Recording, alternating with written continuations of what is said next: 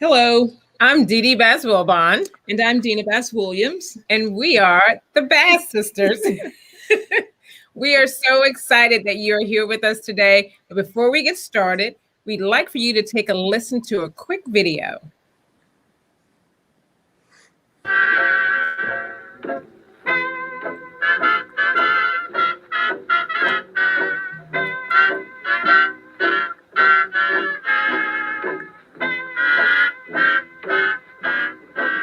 We didn't exist in the other papers. We were neither born, we didn't get married, we didn't die, we didn't fight in any wars, we never participated in anything of a scientific achievement. We were truly invisible unless we committed a crime. But in the black press, the Negro press, we did get married. They showed us our babies being born. They showed us graduating. They showed our PhDs. The black press never pretended to be objective because it didn't see the white press being objective, and it often took a position. It had an attitude. This was a press of advocacy. There was news, but the news had an admitted and a deliberate slant.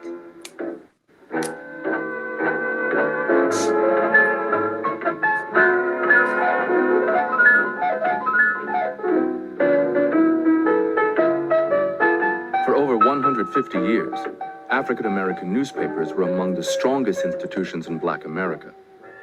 They helped to create and stabilize communities. They spoke forcefully for the political and economic interests of their readers while employing thousands.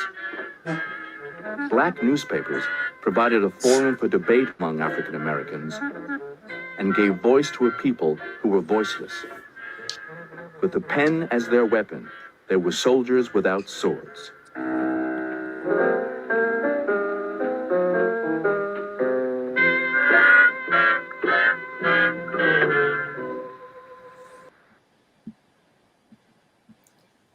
Excellent. We love that documentary. And, as communicators, we think it's a real important documentary to watch. We also believe that it's important as communicators that we engage the African American press. And today we have a phenomenal group of panelists with us and we're so honored to have Lynn Patton as our moderator for our conversation today. Yes, and we should say that, Lynn is about to speak, but we should say we met Lynn, I guess, about 4 years ago when I took a leave of absence from Bass Public Affairs to go work at HUD with Secretary Carson. And Lynn moved from colleague to friend, and she became family.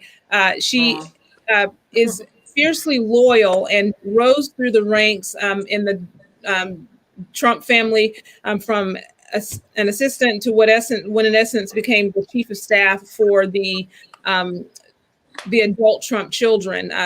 In her role as regional administrator at HUD, she really became one of the most vocal, fierce, amazing voices that worked to build bridges to advocate for the underserved. And that's one of the things that we really love about Lynn.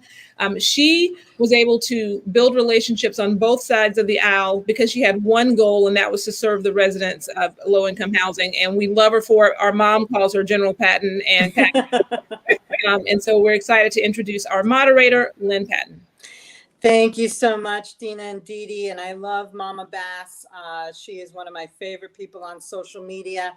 And good afternoon, everyone. And welcome to Bass Public Affairs virtual panel, The Conservative Message and the Black Press. As the Bass sisters just said, my name is Lynn Patton. And for those of you who don't know me, I was, for the majority of the last 4 years, the highest ranking Black female in the Trump administration once our great Dee Dee Bass Williams decided to return to the private sector. And I served as a presidential appointee and federal designated SCS under Secretary Ben Carson at the U.S. Department of Housing and Urban Development. And it's been my honor to shine a much needed spotlight upon and effectuate real change in the most densely populated and underserved communities of the United States. And it's my honor again today to be joined by three renowned panelists who, long before me, have dedicated their lives to doing the same. So allow me to introduce our panelists this afternoon. Adria Jervay is a wife, a mother of four, a fifth-generation publisher, and an avid golfer. Adria says growing up in the newspaper business was an amazing experience. It gave her the opportunity to see the world from many angles and to meet people from all walks of life. As a competitive tennis player, as a teen, Arthur Ashe himself watched her compete in a tournament in Raleigh, North Carolina. She was blessed to meet Marvin Gaye and attend James Brown's funeral. Wow. She had conversations with the great Dick Gregory and even played golf with Charles Sifford. Amazing. Adria says because she understands the privileges that come with media, she also accepts the responsibility. Thank you. In addition to being a publisher of the Carolinian newspaper, she also sits on several outreach boards and is the director of a community development corporation, Co and Me. We are honored to have Adria Jervay, who, in my opinion, is Black press royalty. Thank you. Thank you. Honored to be here. We also have joining us Hazel Trice Edney. Journalist Hazel Trice Edney received her MA degree from Harvard University John F. Kennedy School of Government. In 1987, Hazel was hired as a reporter for the Richmond Afro-American newspaper. She went on to work as a staff writer for the Richmond Free Press until 1998, when she was awarded the William S. Wasserman Jr. Fellowship on the Press, Politics, and Public Policy from Harvard University. Incredible. In 2000, Edna was hired as the Washington, D.C. correspondent for the National Newspaper Publishers Association. Then, in 2007, she was appointed editor-in-chief of the NNPA News Service and BlackPressUSA.com, serving in that role until 2010. In 2010, Edney launched the Trice Edney Newswire. She also serves as president and CEO of Trice Edney Communications and editor-in-chief of the Trice Edney Newswire itself.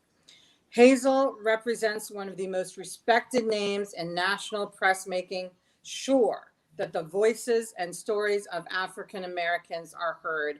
And we thank you and are so honored to have you here today, Ms. Hazel Trice Edney. Thank you. Thank you.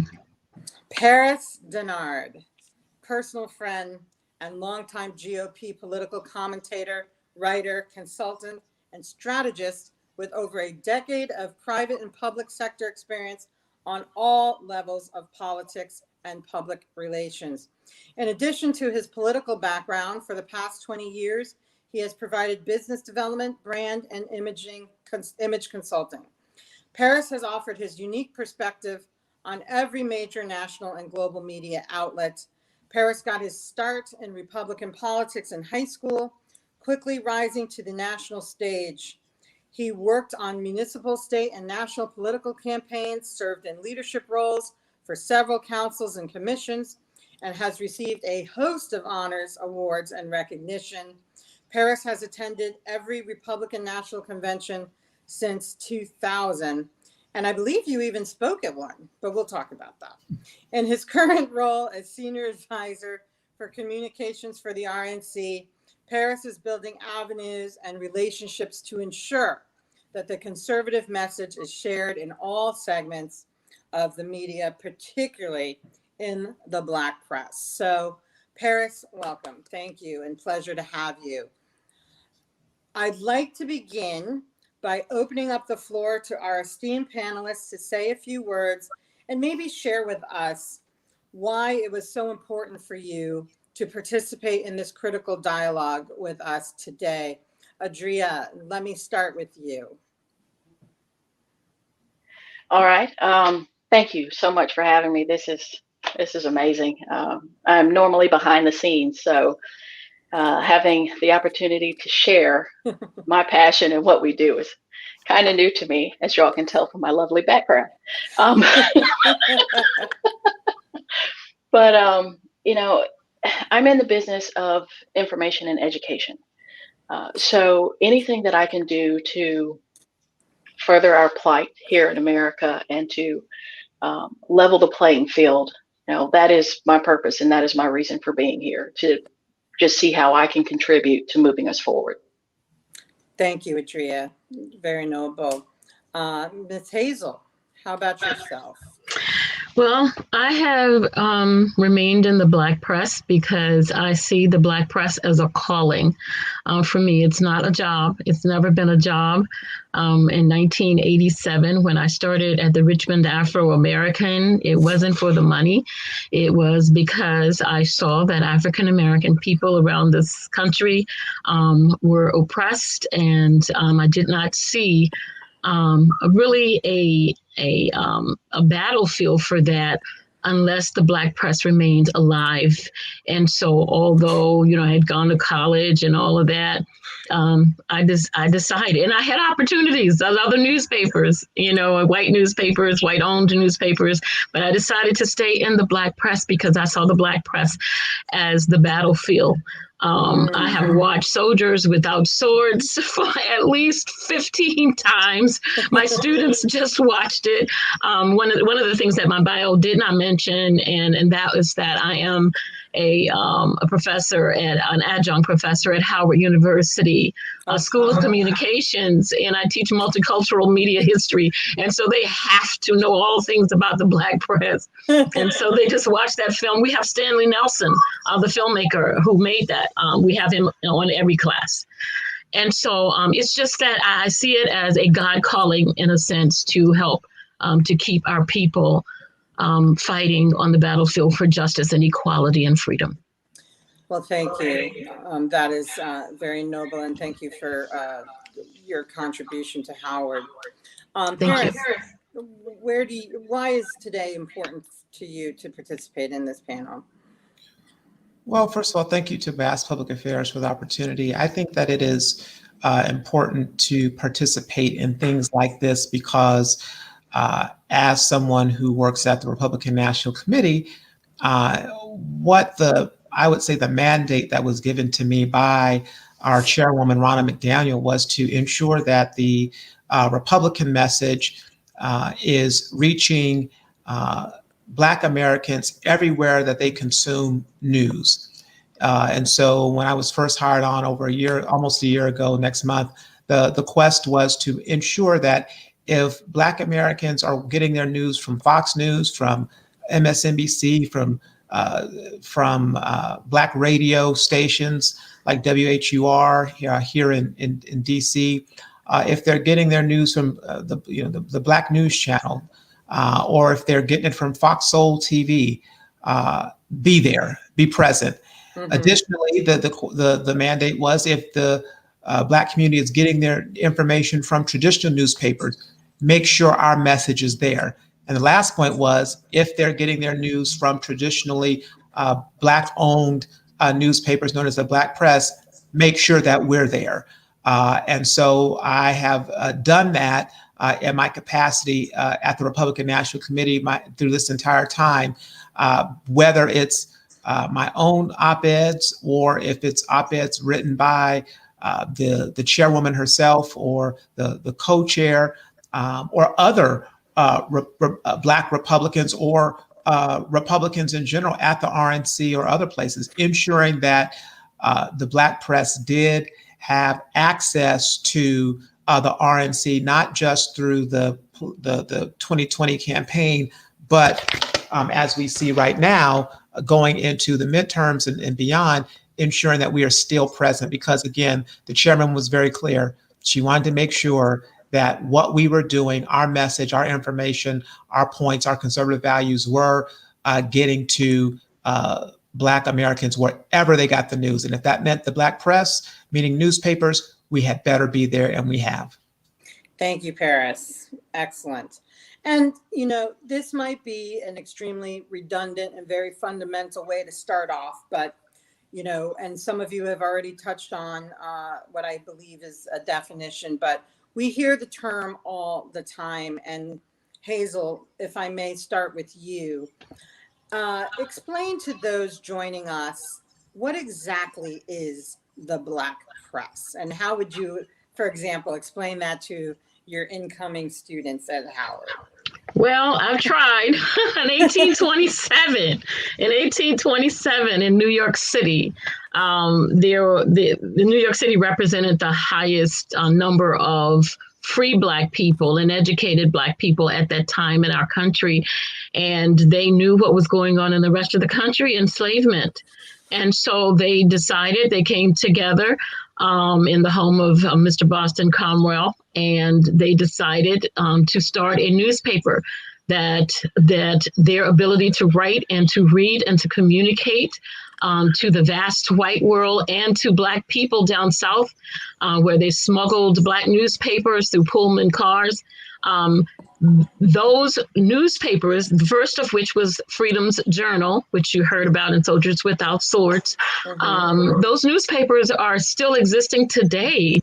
And there are a lot fewer than there were, but those that still exist are very powerful. There are more than 230, I believe. And so I think Paris pointed out a key aspect of the Black press, and that is Black-owned media. Yes. Black-owned newspapers is what we call the Black press. The Black media, Black-owned media, of course, extends to radio, TV, film, etc. Thank you, Hazel. And to piggyback on that, and Paris, maybe you can take this on. Hazel just touched upon the rich tradition of the Black-owned media, Black-owned press. Is, for the layman joining us, is the Black press broken down sort of along the same silos as the white mainstream media? Do you have your version of NBC, CBS, ABC counterparts? Are there more streamlined Black press outlets along the lines of CNN, the New York Times, MSNBC? And do you consider there to be sort of more extreme or more progressive outlets, maybe in keeping with their equally progressive counterparts, such as Mother Jones or a Breitbart, for example?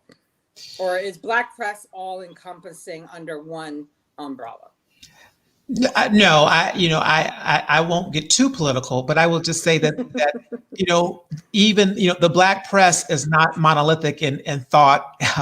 They're very diverse, and so you will have more. I know of some conservative leaning or outright Republican, like very Republican Black outlets. There are some who are more, I would say, progressive and more of your activist type role in newspapers. Then there's some that are just focused on straight down the middle, reporting the news, giving the information, giving the facts. If there's something that happens on the Republican side, or something happens on the Democrat side, or something happens that is good that President Trump did, or something that's good that at that time the Biden campaign did, they would just report it. So I think that there is diversity amongst the Black press. I think the challenge that we have is that the amplification of the message. There are some Black press outlets, Black-owned press that are more financially stable in terms of maybe they're in a bigger media market, a bigger city, so that the businesses that support and undergird the publication are able to do more. If you are I remember during the start of the COVID-19 pandemic in America, I received several emails from members of the Black press who I interact with regularly saying, do you have anything that can apply to us to help us? Because we are in sometimes small cities, and all of the restaurants and the barbershop and things were closed down.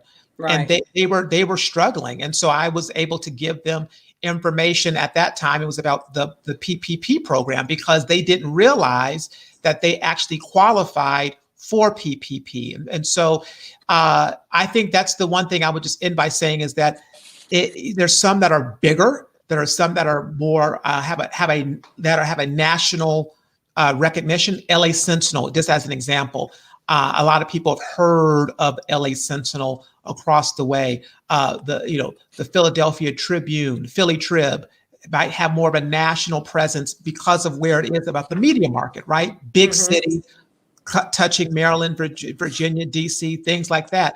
Locally, you have the Afro, the Washington Informer might get more attention because of the media market that they're in. But that does not mean that if you were to go to the Carolinian, or if you go to where I'm from, the Arizona Informant, in those regions, in those cities, that publication would be the go-to source. Yes. Before any others. And so even though they may not have a national distribution or a large revenue stream in those communities, these Black-owned publications have been with families for generations. And my last point is, when I was growing up, my grandparents received, and we lived with them at that time, they got the Arizona Republic newspaper, which was the big paper in Arizona, and we subscribed to the Arizona Informant.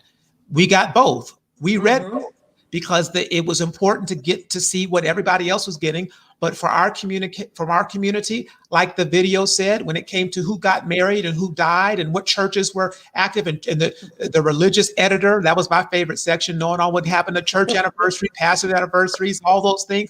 That was important to see what was going on primarily for our community. And so for Arizona, that publication may not be nationally known, right, but for the residents of Arizona, very important and just as big in our community as the Arizona Republic. Of course. And thank you for that insight, Paris. And I know that you are a contributor to the Carolinian, which Yes. is a perfect segue to Adria yourself.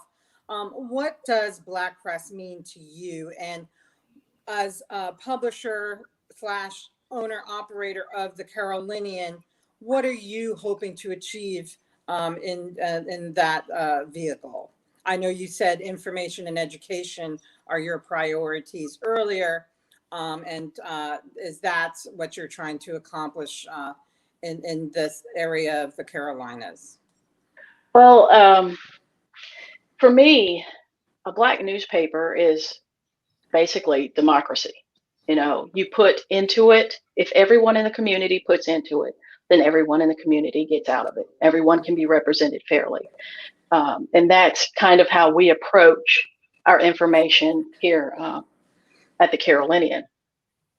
Black press is, especially here in the Carolinas, where we have such a very deep history in segregation, discrimination, and even now our marginalized communities are just being ignored left and right. But what they have in the Black press is a medium. They have somewhere to go to find out what opportunities they have, where they can get vaccinations, if it's safe, asking questions. We get calls all day long, mostly about, I need my shot, where can I go? Do you know where I can go? Or is it okay to take this? I'm not sure. My doctor won't call me back. My 92-year-old mother has COVID, but the hospital's going to release her. What can I do? So the Black press is not, it's not a product. It's very organic. It's part of the community itself, because if you don't have and you need, you can go to the Black press to either get or find out where you can receive. And that's basically what our role is. Exactly. And honestly, that's extremely emotional to know that, there are people whose lives depend on the information that you are obviously relaying to these communities who may otherwise not get that information from the mainstream media, or even, as you stated, from their local physicians and community leadership. So thank you for that. May I make one last point? Yeah, of course. I just want everyone to realize that not everyone in the world has internet. Yes. Yes. You know, Amen. so the physical publication is still so very important to so many people because they don't have access to high-speed internet. If they have access to the internet at all, if they even have the competency to navigate a website, I mean, Yes. it is such a barrier for so many people that the Black press is as important today as it was 100 years ago. And, you know, as a former, as I said, regional director at HUD, it's one of the reasons why I made it a point to constantly go on the radio as well, because the radio is an outlet and a means of outlet that even, you know, the underserved or the elderly still use as one of their primary sources of information. You know, and one of the things we saw on the campaign trail is that very few people have cable television. It's extremely expensive. You know, when you do go out to promote information, you're better off going on local stations in your community than you are going on even CNN or Fox News or MSNBC. A lot more people will see it if you go to your local Arizona CBS or NBC. So I think that we all agree there, which actually brings me to my next question, because even print outlets in the traditional sense are turning to digital, and digital outlets are now creating paywalls. So we have seen a tectonic shift in media, both white and Black. Hazel, you manage a Newswire that reaches Black press outlets nationally.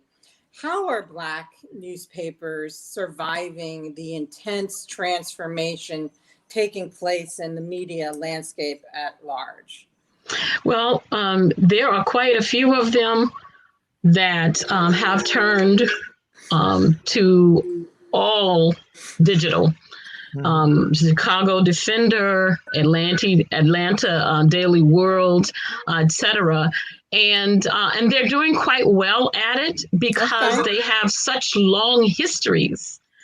They have long histories of, you know, their names are well known. They have long histories of being Black press in print. But I agree with Adria, and that is that we have to keep those newspapers alive that we can still see and feel. My students have an assignment called Bring Your Black Newspaper to Class Day on Zoom. And then last semester they hated it because they said, we can't find it. I'm like, Black newspapers are everywhere you are. And it came out that just about all of them, and there were 70 students that semester, and 60 some students actually showed up on Zoom with Black newspapers in hand. But to focus on your question, they are surviving because they have had great leadership. The Black newspapers across the country have had great have had great leadership through NNPA, and NNPA has made sure that the newspapers are online, that they're staying online. Those that want to be online can stay online, and then those who revert and leave the hard copy newspaper behind, they are very few actually. Most of our newspapers have actual newspapers that come out every week in the trenches, and I'm not ashamed to say Big Mama. I love to say Big Mama. She reads it and she shares it with her grandson and she shares it with her nephew. Now, if I could just make this point, you know, because I really want to get the point across as to how, and I hope I'm not stepping on your next question, but actually how the conservative voice can do better to be heard. And that is to find the place where we all connect. You know, who doesn't connect with the police beatings in the streets and disparate killings of Black people? You know, who doesn't connect with economic justice and making sure that Black newspapers get their fair share? I was very disappointed to hear that in 2016, from my understanding, with all of the campaigning that was done, that very little very little dollars out of hundreds of millions of dollars that was spent with Black media and advertising, that very little, if any, was spent with Black newspapers, with Black owned newspapers. And so that is a place where, you know, if it can, you know, somebody said follow the money line. If the caring is there, then it is very necessary to spend that money and also go ahead and send in that what they call earned media. You know, send in that. Thank you, Paris. To send in that that op-ed or that column, etc. It's very important for those voices to be heard and to be chosen. You know, between. But as Black people, as Black newspapers speak truth to power, it's important that we speak truth to power no matter what party it is and no matter what color power is. And so that's what we specialize in. It's just that it appears that the other side is spending more money with us, and they seem to connect, at least verbally, greater with those issues that Black people care about. Yes, and I see you, Paris. And before I turn to you for your comments, you know, yes, you did step on a question that was coming up. Sorry. I'm trying to get there. But you're absolutely right. You know, there's no reason why all of us cannot find common ground, of course, on certainly generational wealth, COVID-19 pandemic, certainly police misconduct and discrimination. But, you know, certainly advertising more in the Black press was something that I know this administration or the last administration tried to prioritize as we made actual achievements in the Black community. And I know that we put more money into that venture in 2020, but Paris, you of all people, certainly made major contributions in that regard. What is your position on that issue? Well, look, I think that if we're honest, we can say that from a political standpoint, both each presidential year, DNC and RNC traditionally get hit from Black press saying, why didn't you spend money advertising with us? Number one, both sides will say, we'll get critiqued on saying, well, why didn't you hire Black consultants for your presidential campaign? Right. Democrat, Republican. So these are issues that I think universally are not just given to one particular political party or entity or voice. I will say my background in newspapers. Back in Phoenix, I was the advertising director of my local high school news magazine, and it was, you know, a Catholic, all male, private school. So the ad dollars we were bringing in for this thing was pretty serious. And then at my college, Pepperdine University, I was the advertising director there. Again, in Malibu, California, bringing in, you know, big dollars from companies to advertise in our paper. There were two papers there, Malibu Times, Pepperdine University Graphic, just as big distribution, and in certain demographics, ours beat them. And so we were bringing in big money. I bring that up to say, I understand the importance of advertising dollars.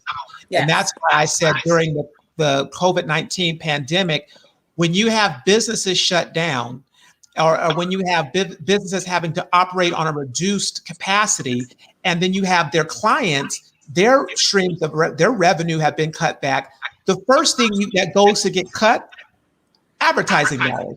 It's the same thing with PR. I got my degree in PR and political science, double major. The first thing to go when corporations are having to cut the PR, cut the communications, cut the ads. And so for when your business model, let's break this down. When your business model, your operating expenses are based upon the ad dollars that come in. When that's negatively impacted, it makes it difficult to continue to print the distribution and do all the stuff that you need to do, because as Hazel touched on, a lot of these papers, if not the overwhelming majority, are still printed. physically and haven't made the switch on to digital, which what Adria talked about. Not everybody is online. Not everybody wants their news or can afford to have Wi-Fi or has a smartphone to get the news sent to them. And so advertising dollars is very important. That's why, to your point, Lynn, during the 2020 campaign, it was a priority of the Trump campaign as well as the Republican National Committee to spend advertising dollars on Black radio, which is separate from the Black press, but also in Black newspapers. As an example, the launch of the Black Voices for Trump organization coalition group in Atlanta, Georgia, was preceded by an ad buy in other surrounding places. When you went back to the campaign towards the end and for 2020, the presidential, the RNC actually listened and said, let's do an ad buy separate from the other ad buys, specifically with the Black press, Black-owned press. And I'm excited that just this month, during Black History Month, the RNC made a six-figure ad buy specifically in Black press and across 23 publications going to Black-owned newspapers, half-page, full-color ads, as well as some digital ads. That is important because, to Hazel's point earlier, yes, I want them to know that they can run our op-eds, that we'll send their op-eds, our op-eds to them. But I also want them to know that we understand the business model, which is, in order for you all to survive, you need to have ad revenue. And in order for one other avenue for us to get our message out is through paid advertisements. And so that has to be, in my opinion, a component of everything that you do at the RNC. And I'm proud to say, under the leadership of Ronna McDaniel and with the prior administration's campaign, that was something that was prioritized. And I think it's important to continue those efforts and continue to engage, but to understand the business model. They require ad dollars. And if we want to get our message out, this is not just at the RNC. This is your local candidates running for dog catcher, running for Senate. Run an ad because we know who's reading the papers. That's where they're reading it. Absolutely. And Adria, I see you nodding. And as a publisher, do you think it's fair to say that conservatives and conservative organizations have left Black media outlets out of their communication strategy? And would you, when you talk about the word equity, would you say how the word equity is used in Black media? I would say more often than not, Black media is left out of campaigns for two reasons. On the Democratic side, it's simply because they just assume that they have our vote. And here in North Carolina, on the Republican side, they don't, many times they don't feel like there's a point. So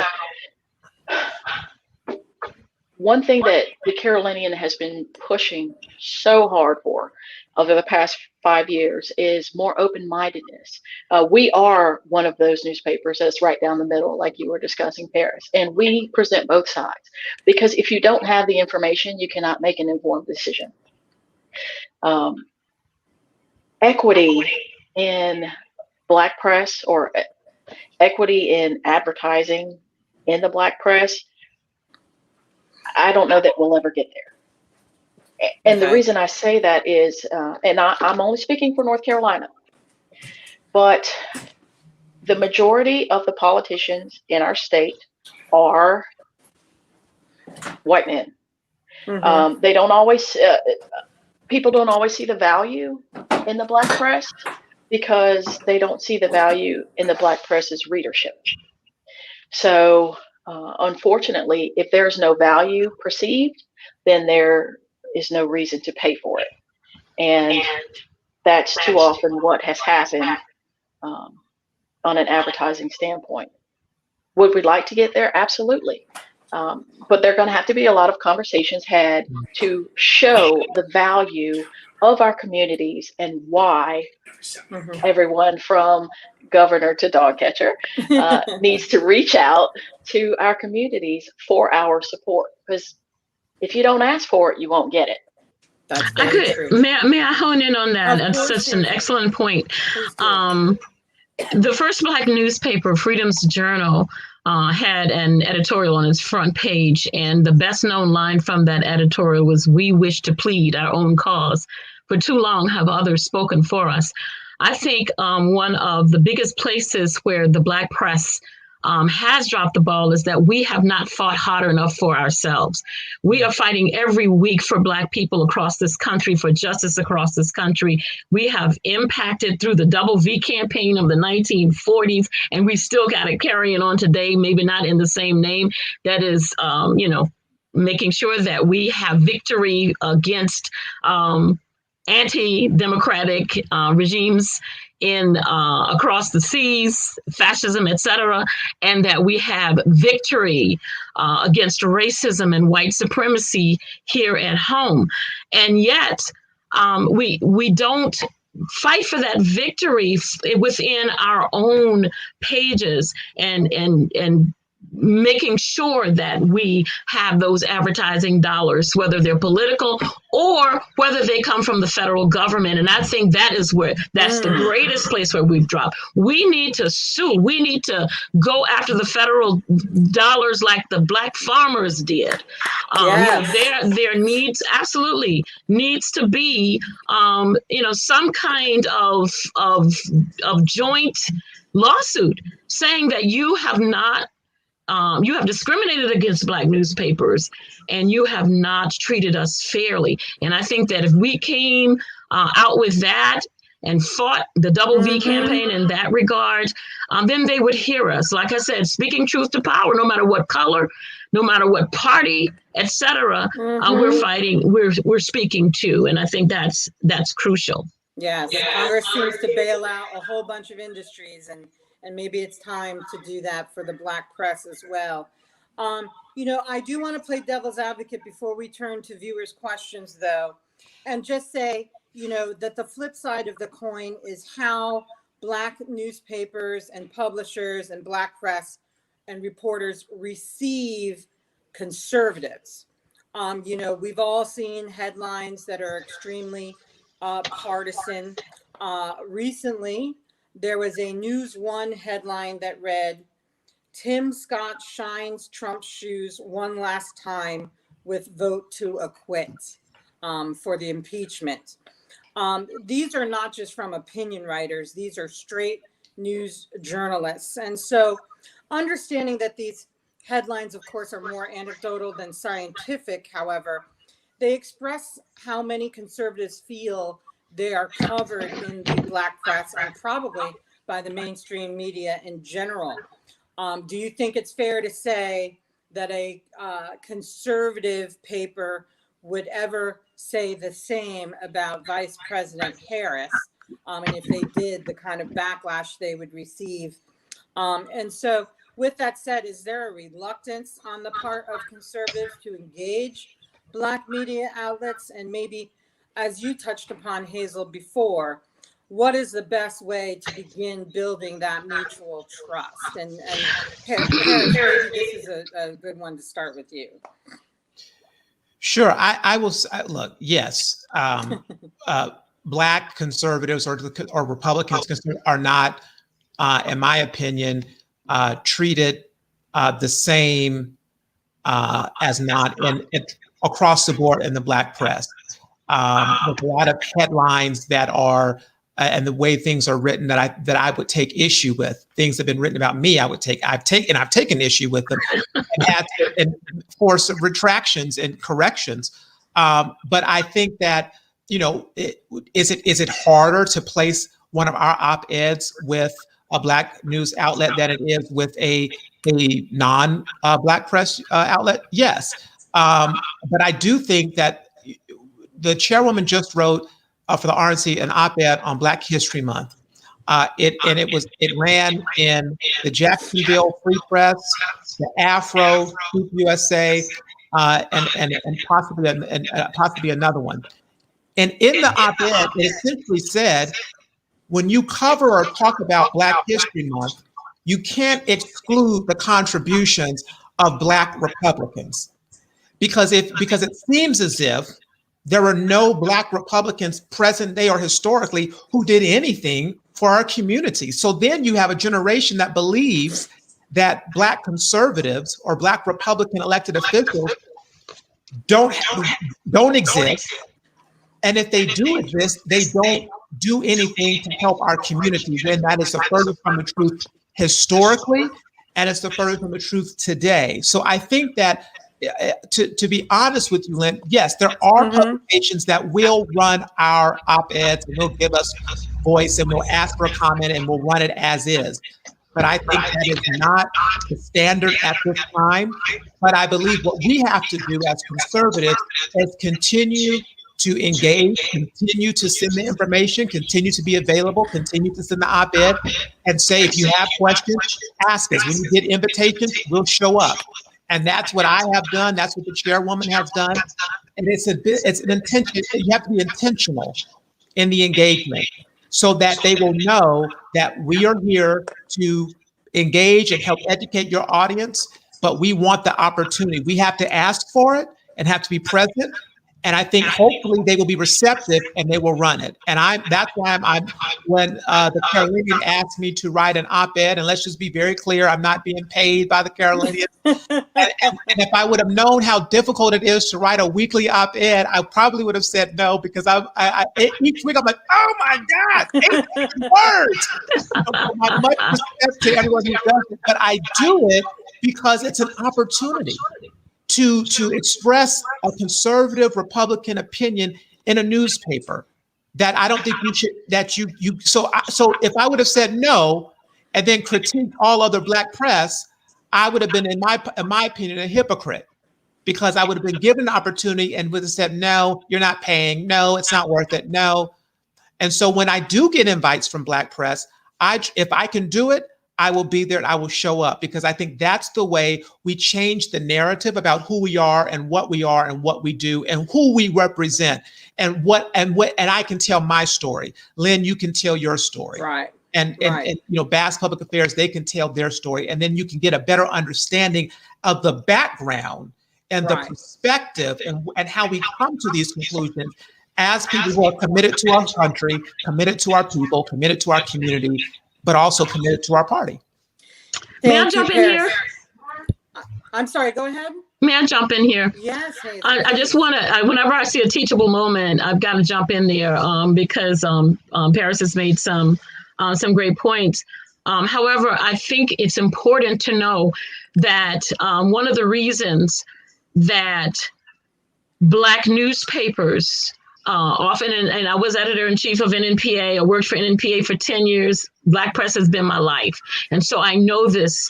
Black newspapers are not going to print an op-ed, for example, that doesn't speak the whole truth. And this is what I mean by that. I'll give an example. Recently, because I own a Newswire, so it's different, a little bit different. I have a Newswire that will print just about anything that anybody says, as long as it's fair, balanced, etc.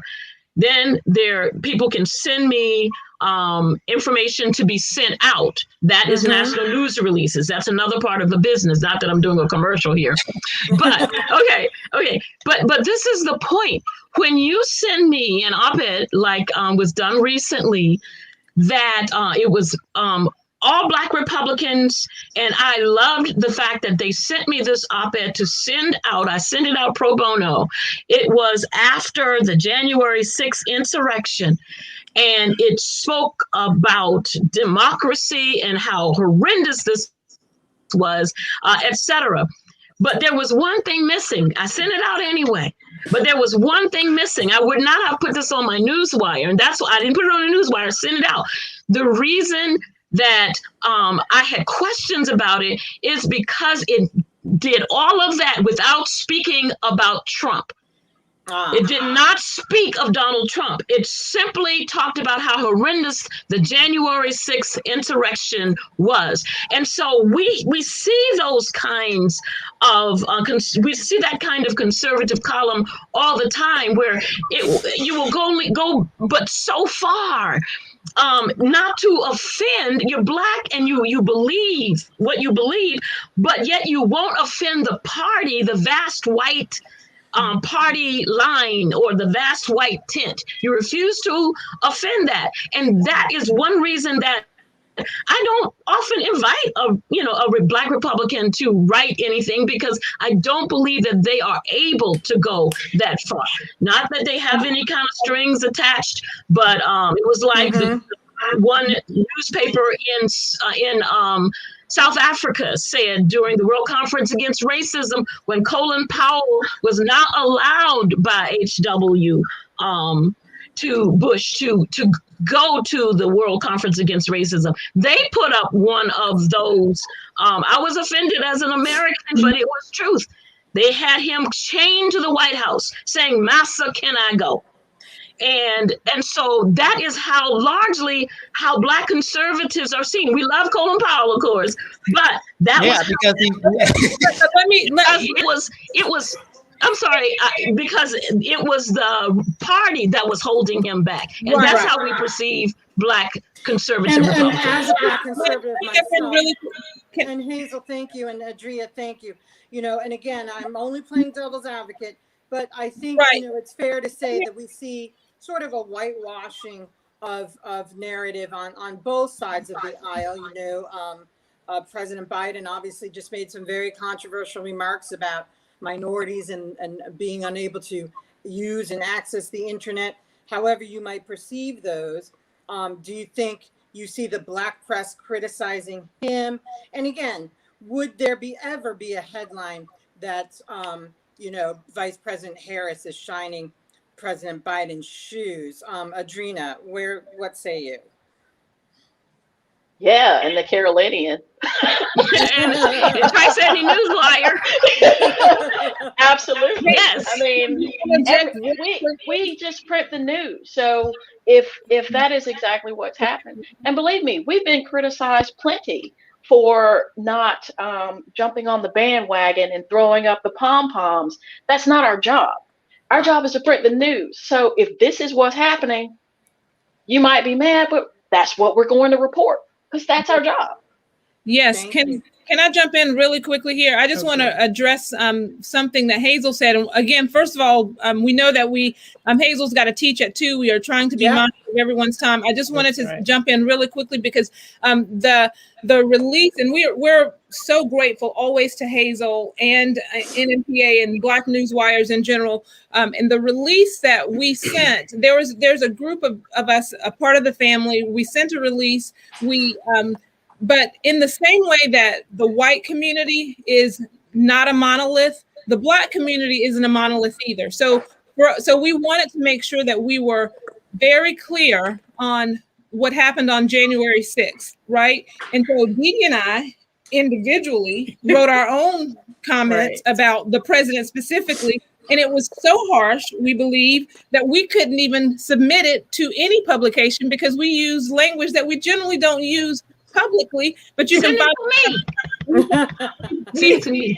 We included it on our Medium account. We'll link to it. We talked about it on our podcast. We talked about it on our podcast. We were very harsh on the president then, but in the same way, sometimes we as Black conservatives feel that we have to all speak in one voice, but we as Black conservatives are no more one voice than other communities. But we want to say this. And the reason we decided that we had to have this conversation is because one thing we know is true.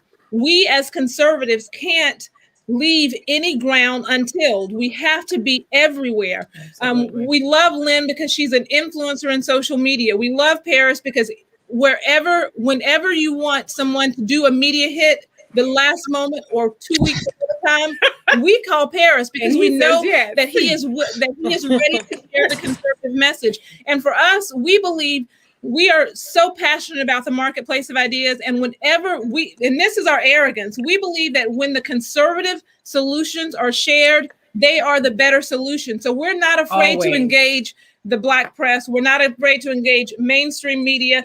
We'll go where, Clubhouse or Parlor, we're going to be there because we believe that our message is a winning message, period. Thank you, Dina. And look, I know time is of the essence, and I do want to just recognize our audience really quick. I want to say we're joined by Dorothy Bass. We've been joined by Roaring Thunder, Elroy P. Saylor. I see you, Jimmy Kemp. Thank you for the question about equity earlier. Ines Borum. Everybody's saying this is a wonderful conversation. This is excellent. Keep up the great work. We're watching. Some people do agree that the MSM has hijacked the Black audience decades ago, but I also think it's up to us to ensure that we get it back and that, vital discussions are had regardless of race, religion, and political party.